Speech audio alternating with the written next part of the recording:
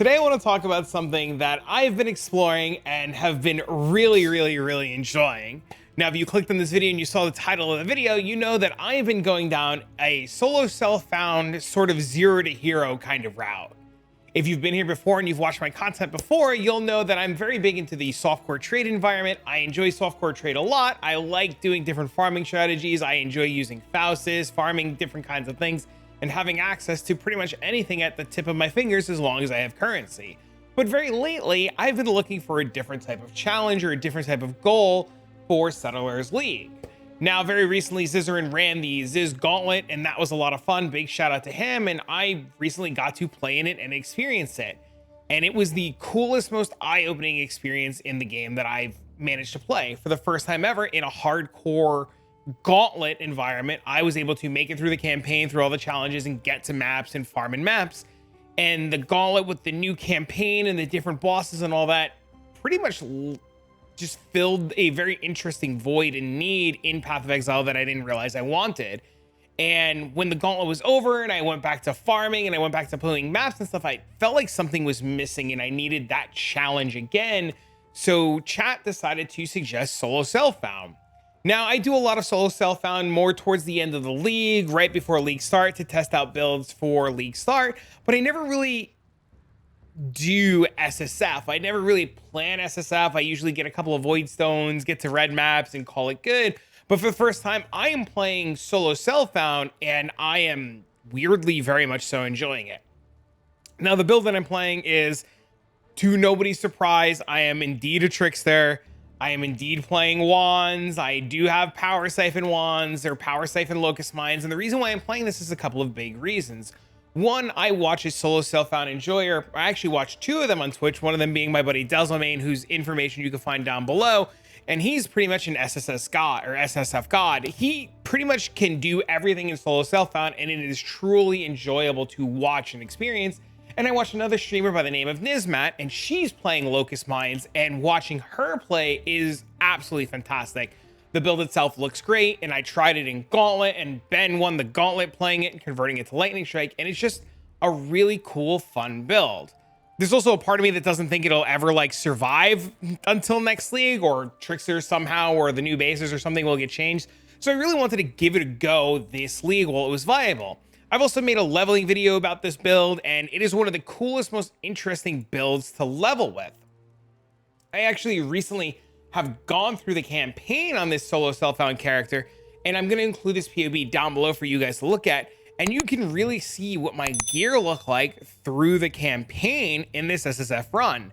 My gear was bad. It was absolutely, positively atrocious, and I managed to take all of this gear straight into the heart of yellow maps without any problems, no problems at all, with a very basic POV and very basic gear, and just the power of the mine character is kind of crazy. Since getting into maps, I've managed to upgrade my gear. I've gotten a 5 link, and the really big important takeaway from all of this is I want to talk about solo self-found. Solo self-found has allowed me to go down a route that I never knew was possible. I started a completely different Atlas tree that I never normally would start in a trade environment. I am interacting with league mechanics that I never knew that I would really enjoy. And overall, it's been a really eye-opening experience. My solo self-found run has allowed me to truly appreciate June and what June has to offer. My solo self-found route has really let me feel the true power of Expedition. So much to the point where, like, next league, I am considering an Expedition start because I never realized how good Expedition was and how powerful it was. I've even started to dabble into just basic harvest and go. Now, my Atlas tree, I don't know if it's perfect. I don't know if it's good. I'm taking a lot of different ideas from what I saw in the Gauntlet. I'm taking different ideas from what I talked to about other SSF players. But the main takeaway and what I want to point out is SSF has given me a completely different view on gear. It has given me a completely different view on the game, and I have been learning so much You know, you play softcore trade and you look at your currency and you open up your currency tab and you think to yourself, well, this character is 18 hours old, and you're like, oh my God, I have 2 divines, I've got a bunch of alterations, I've got ancient orbs, I've got this and that, and what if I had to do this, and how much are my boots, or if I wanted to go by Ralakesh, or wait a minute, if I go to bed and I don't convert everything to divines, is my currency going to be borked? And all of those worries and fears are gone. Now, granted, that's not to say that on a league start, I'm not going to jump back into softcore trade. Softcore trade is the lifeblood of this game, and I love it absolutely. But being able to play the game on a different pace and being able to value currency completely different has really enhanced my view of the game. I've started to learn the value of a Chaos Orb in crafting. I've started to learn the value of small essences in crafting. I've learned the value of like, hey, I just don't have infinite harvest use. I can't just click away until I get what I want. I've learned the value of trying to put Gravicius in the right spot and farm Veiled Orbs for crafts. And you really start to get an absolute feel for the weight of currency, what currency is meant to do, how impactful it is, how you're going to develop like your character with your extremely limited resources. And a couple of things that I've learned is it's really kind of easy to push a character deep into red maps if you just, you know, practice a little bit. This character has a 75 completion. I have 2 void stones. I've pushed really deep into red maps. I've managed to get 4 favorite slots. I've killed a Shaper Guardian. I did Cortex, which I failed on because I didn't know mechanics. And overall, the character itself and playing SSF has taught me so much. Did you know that, a fun story, did you know that the Hydra can fire a projectile and it'll bounce all around the screen and then shotgun and insta kill you? I never knew that. I have never once known that. Nope, I have thousands of hours in this game. I never knew that the Hydra will shoot a projectile and it will hit a wall and bounce and shotgun and bounce all around and explode. I had no idea. I never would have known that if I didn't play SSF. Same thing with Cortex. I did Cortex and, you know, you fail the map and you don't feel as bad because you didn't spend currency in it, but you feel bad because you have to go farm another one. But I did Cortex and I saw boss mechanics and I started to learn boss mechanics.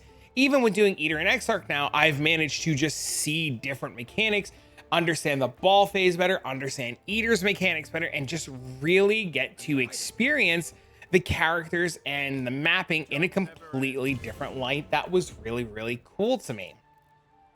Now, like I said earlier, the character I'm playing is very strong. The character I'm playing is very capable of doing maps and going through content.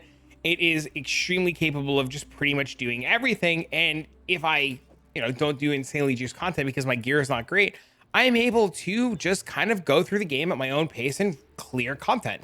Now, my currency in itself is really kind of okay. I have a ton of Alex, a ton of, you know, chaos and all kinds of stuff because of my expedition start. This SSF run has really taught me in a limited environment how to really make the most of my farming and really taught me how to make the most of like resources at hand. I never once fully understood how powerful Tujin was. I never once understood the absolute true power of Rog. Now, playing in this, I've been farming currencies, I've been getting divines, I've been just looking at different things, and honestly, like, I feel like if I practice this SSF environment for another week or 2, I will be a better player come next league start. I might even be a better player come Path of Exile 2, just being able to understand the limited environment that I have and how to work with what's in front of me. And the reason why I'm making this video is to share that information with you, not to convince you to be an SSF player, but just to show you a little bit something different, a different world that you might not have experienced. Or if you are an avid SSF player, maybe you can leave some information in the comments down below for other players who are walking that line. I know, talking to Twitch chat and talking to YouTube chat and talking to people in Discord, there are a lot of people who are interested in SSF. You know, they're a little nervous, they're a little scared, they don't know if they want to do SSF, they're pretty much just really on the fence about it. And I want this video to be the excuse to take the leap. I want you guys to know that you should take the leap. It is fun, it is enjoyable. Trying out different things that you haven't tried out before feels really good. And you can mess it up, you can indeed brick it, and it will hurt and it will be impactful, but it teaches you how to fix it. I have learned the value of the black market. I have learned the value of putting recombinator bases together.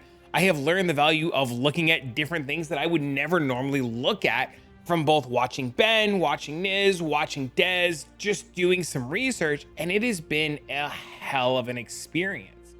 And the coolest thing, the absolute coolest thing, is I made my own loot filter. I literally, for this build, knowing what I was playing at SSF, was able to sit down and make a loot filter. And I'll include this for you guys down below if you want to follow it.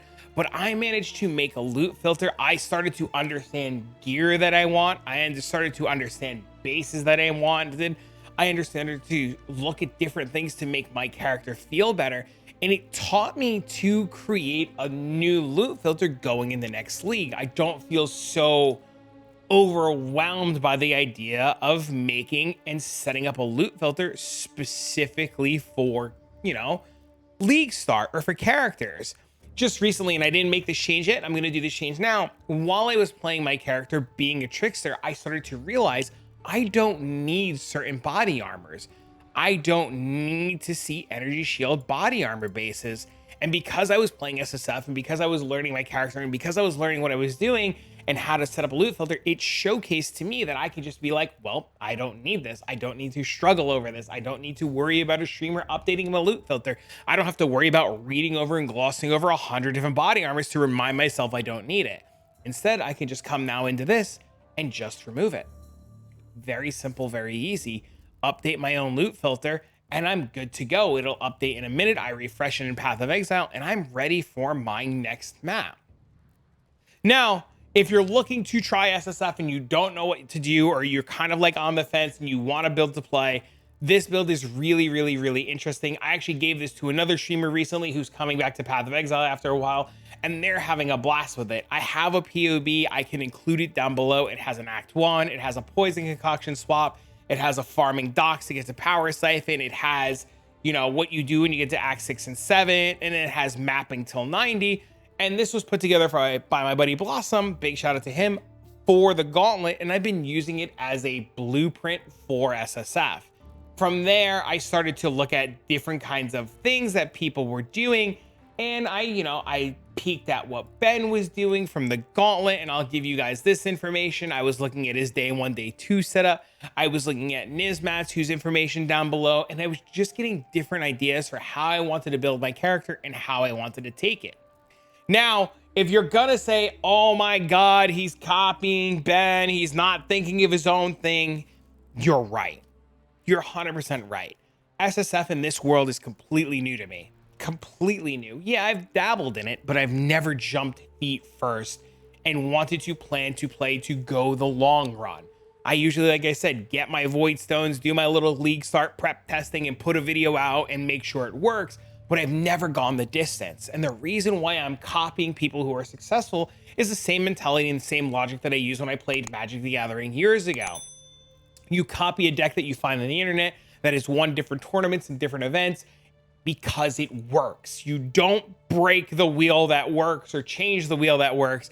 You go with what works. If I can play the build that these people have success with and the build that these people are able to cruise through the game with, I can then teach myself, what about this makes it work? What about the steps they took make it work to make me a better player? Once I understand the routing, the pathing, how the build works, different reasons for doing different things, I can start to fine tune and tailor my next SSF experience.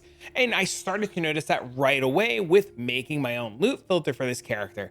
Being able to go into a map, if I were to go grab a map and I were to start clearing a map, I only see bases that I would use. I only see bases for the character that I'm currently playing. I don't have to worry about 100 different other bases. I don't have to worry about armor bases. I don't have to worry about pretty much a lot of other stuff that I just wouldn't normally worry about. I get to just focus on what I'm doing and better my character. And these are skills that I'm going to take into the next league. Whatever I decide to play on the next league, I'm going to shut off excess rares. I'm going to shut off excess BS until I'm able to focus on my character and get it to a spot where it can farm, and then use that character and turn on the things that I would normally farm to, make changes. Now, the character, if you're looking to play this character is insanely awesome. I don't actually know why I made this map blue. I was thinking about my experience, but for this showcase, we'll essentially just make the map rare. We'll just look for like modifiers that don't completely suck, like reducing all the effect of our auras, because we like auras. We like auras. We don't want to reduce all the effect of our auras. This one's okay. This one's fine, but we'll talk about the character and how it works. So the first thing that you need to know about this character is it's a wand-based character. It pretty much focuses on having flat elemental damage on a wand and a little bit of spell damage and some crit.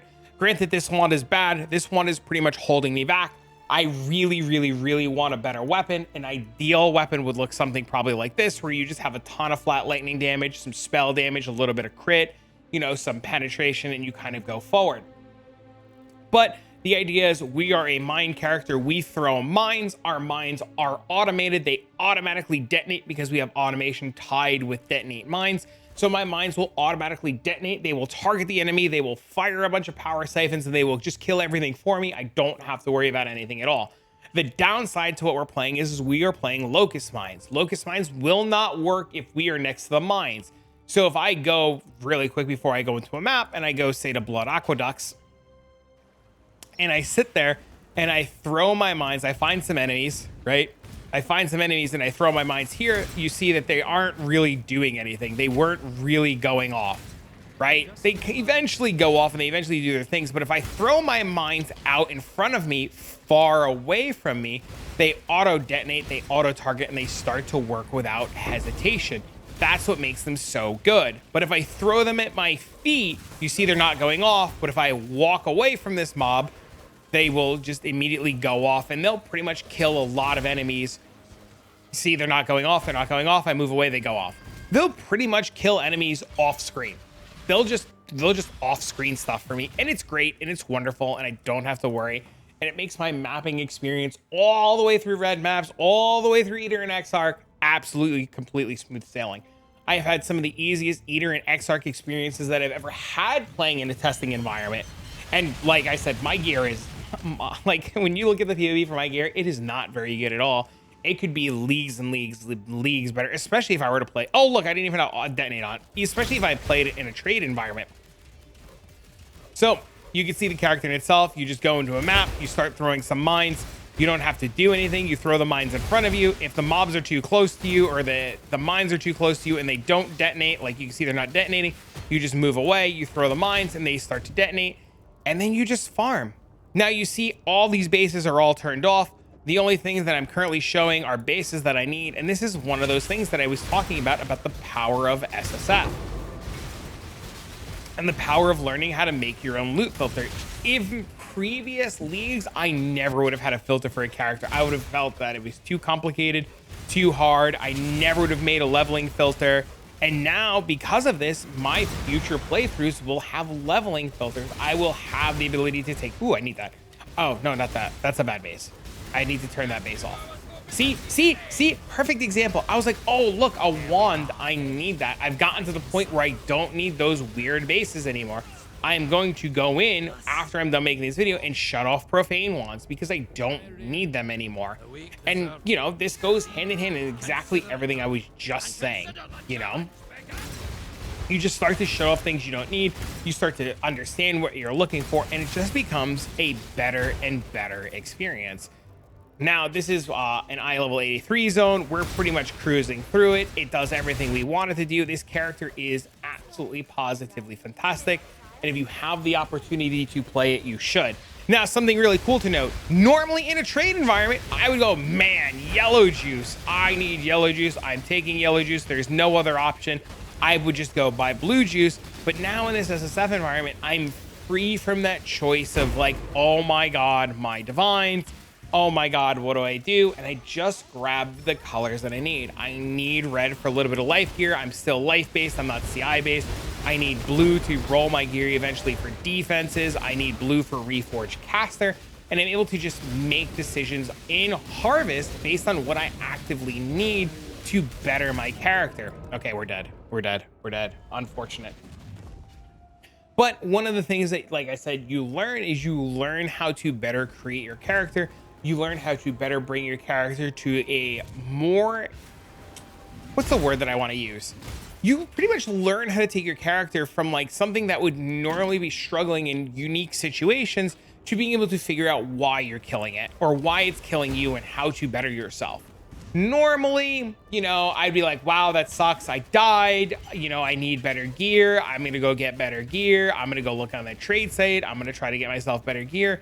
But now in this situation where I'm dying, I'm starting to understand a little bit like what this bear did, you know, what this bear did to me, why I died, how it killed me, what can I do to play around it? How do I, how do I interact with its mechanics?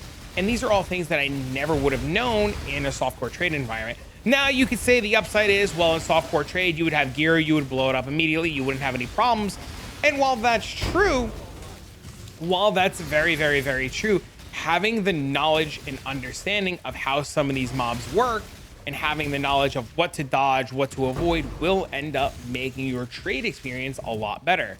If you learn a little bit about the mechanics of mobs and you learn a little bit about how to make your character a little bit better and you stop dying as much and you're able to progress the game faster, you're able in a trade environment to make currency better. I have noticed that some of my friends who primarily play SSF, when they do trade leagues, they blow me away in terms of currency. They're able to farm better. They are able to farm faster. They know exactly what they need. They understand what makes their character tick. They understand how to get their character into a specific situation to not need to rely on divines to buy gear. And their money and their farming just goes towards excess things that they wouldn't have access to. Like, yes, we all like mage bloods. Yes, we all want a mage blood. Yes, we all want to play with cool big ticket items.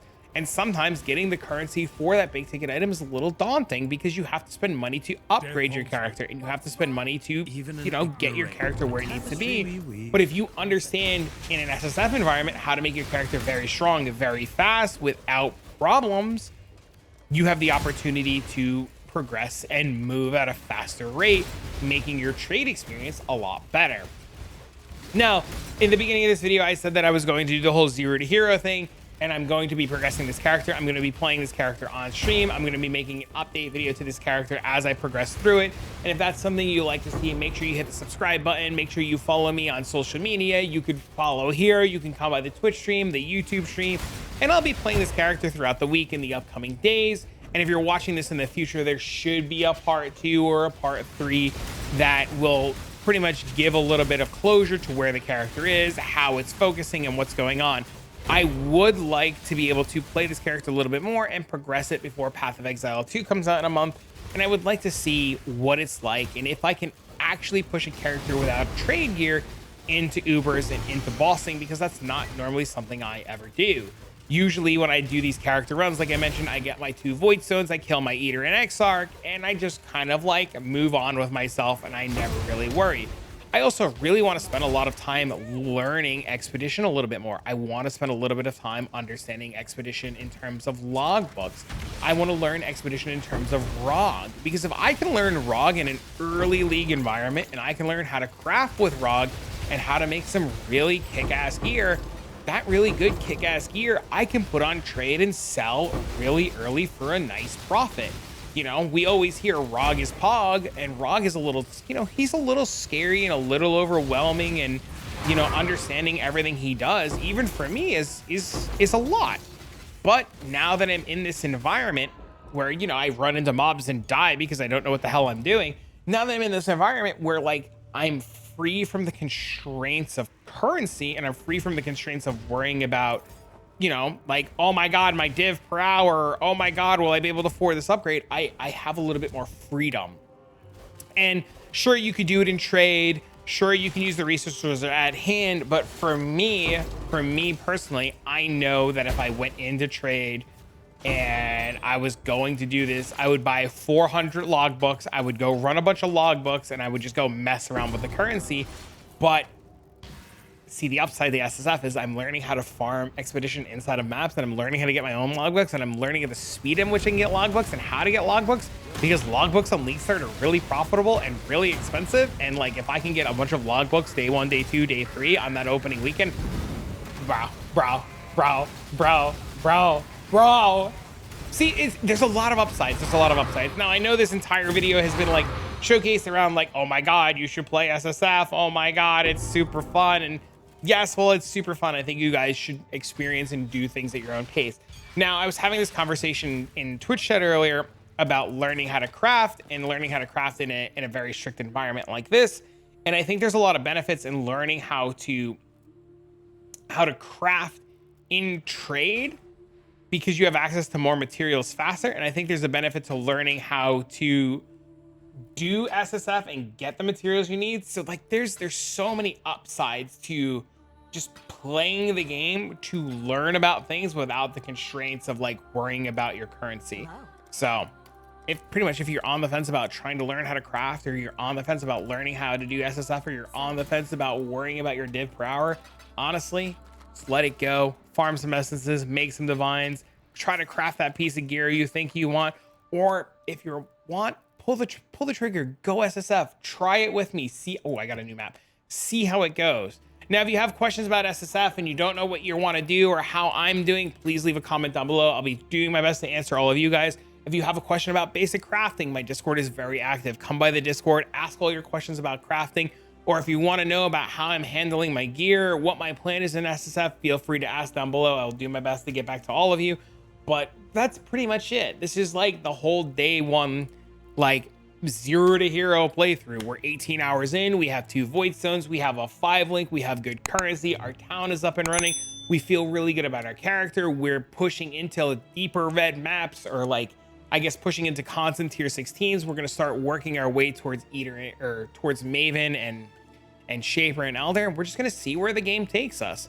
Right now, like I said, we do 31,000 tooltip DPS. My buddy Jingles had 27,000 tooltip DPS. He's cleared all 4 void stones, and that's something I want to do. So we'll see what happens. And I'll make sure to keep you guys updated. So if you like this video, please don't forget to like, subscribe, leave a comment down below, do all that fun jazz that YouTube loves you for. And well, for now, friends, I'll see you all in the next one.